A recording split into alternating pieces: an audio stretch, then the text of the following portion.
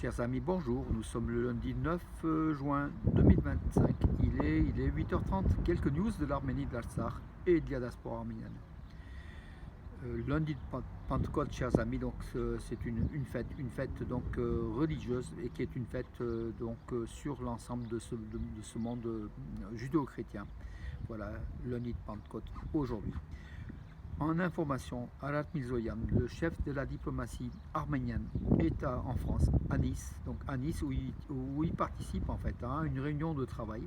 Il est en visite de travail aujourd'hui et demain, donc dans le cadre de la conférence des montagnes aux océans, préserver la biodiversité au-delà des frontières environnementales pour un avenir durable, organisée conjointement par la France et l'Arménie, pays hôtes respectivement de la COP 17 de la conférence des Nations Unies des affaires maritimes. Donc l'Arménie participe à cette conférence justement sur la préservation des mers, des océans, de tout le système donc, de maritime. Hein.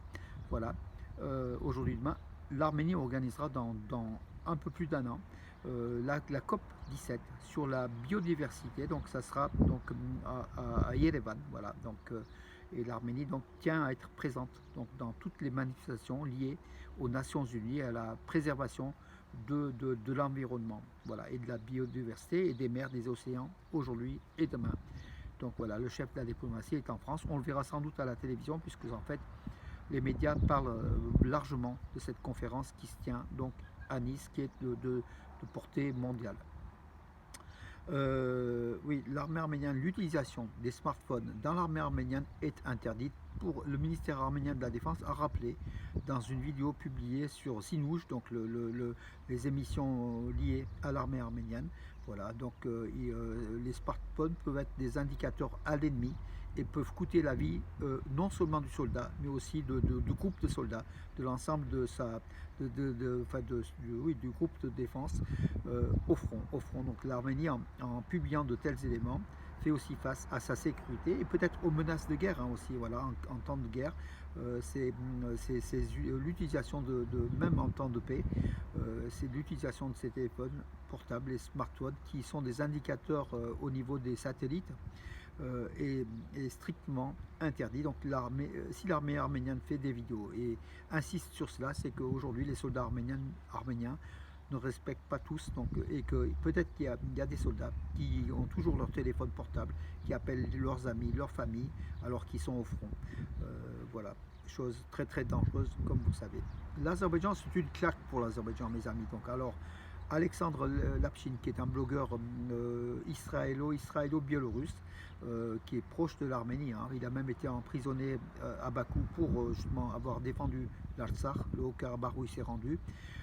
Alexandre Lapchin a affirmé les autorités du Mexico, donc du Mexique, hein, ont discrètement démantelé la statue de Haïdar Aliyev. C'est le père du dictateur Aliyev, hein, Haïdar Aliyev, membre du Politburo du PCUS de l'Union soviétique. Voilà, il a affirmé que les Mexicains ont discrètement désinstallé puis démantelé la statue du leader azerbaïdjanais Haïdar Aliyev dans la capitale mexicaine. Donc cette statue se trouvait dans un parc à Mexico, au centre de Mexico, en plein centre de Mexico. Voilà, tout a commencé il y a 15 ans. Il y a 15 ans, donc Bakou avait financé l'installation de cette statue pour faire la propagande, hein, tout simplement, du régime dictatorial d'Azerbaïdjan et puis comment dirais-je, de faire de Haïdar Aliyev un héros international, enfin voilà, une personnalité internationale. Les Bakou a violé les conventions internationales puisque sans les accords de la capitale mexicaine, l'ambassade d'Azerbaïdjan à Mexico avait installé ces statuts, moyennant bien sûr des bakchiches, hein, comme toujours, on connaît la méthode azerbaïdjanaise, hein, des bakchiches. Voilà, donc 15 ans après, en tout cas, les Mexicains qui étaient largement contre les médias donc, ont tous évoqué l'indignation de cette statue et puis d'un Azerbaïdjan qui tue des chrétiens, selon les Mexicains hein, aussi, voilà. Ils sont proches de la chrétienté, comme vous le savez, le Mexique, hein, qui est un pays de 130-140 millions d'habitants. Voilà, ils ont démantelé, voilà, bravo. Donc, alors,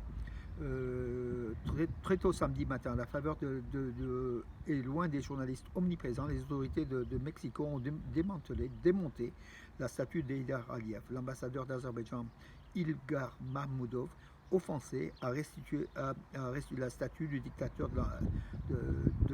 à l'ambassade qui la conserve. Donc c'est l'ambassade qui conserve désormais la statue. Hein. Voilà, c'est revenu dans le camp des Azerbaïdjanais, mais pas montré donc aux Mexicains à Mexico. Cette statue a été enlevée de l'espace public. Voilà, et c'est une bonne chose.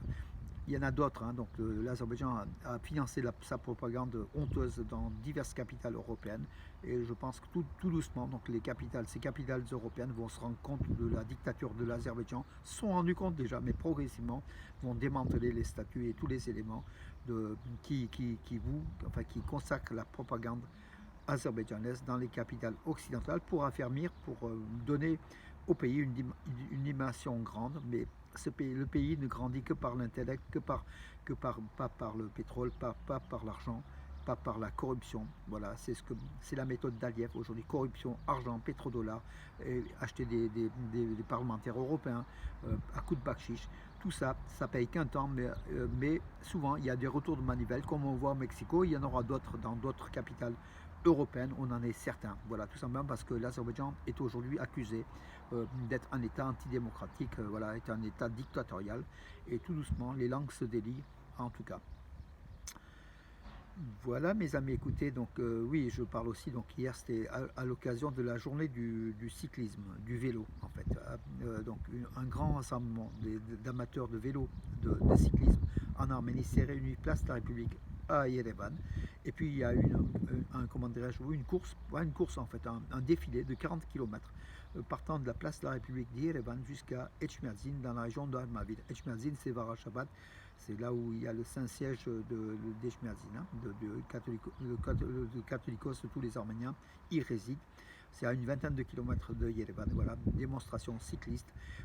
Donc un esprit sain dans un corps sain. Donc c'est aussi tout ça, beaucoup de messages passés par ces amateurs de vélo, de cyclisme, qui demandent justement à la population arménienne, aux citoyens, qui les poussent à être plus sportifs, à faire plus de vélo, plus de courses, tout simplement pour entretenir la santé.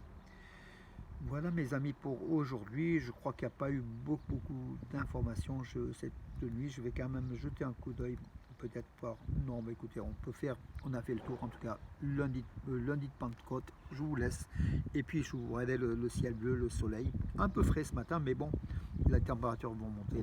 Je suis aussi monsieur météo de la région de Valence, mes amis, comme vous le voyez. En tout cas, le soleil est dans nos cœurs, et quand il est réellement dans le ciel, c'est encore mieux que dans nos cœurs, mes amis. Ça illumine nos cœurs doublement. Bonne journée et à demain, mes amis.